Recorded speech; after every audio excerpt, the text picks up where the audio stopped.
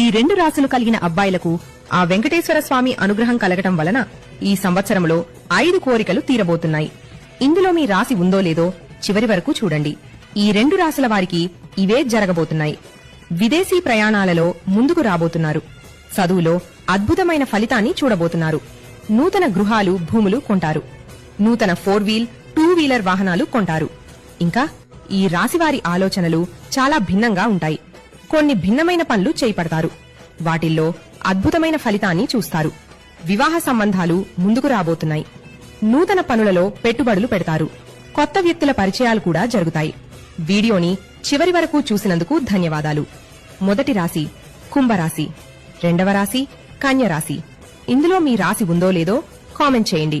మీకు ఎటువంటి సమస్యలు ఉన్న నమ్మకంతో గురువుగారికి కాల్ చేయండి.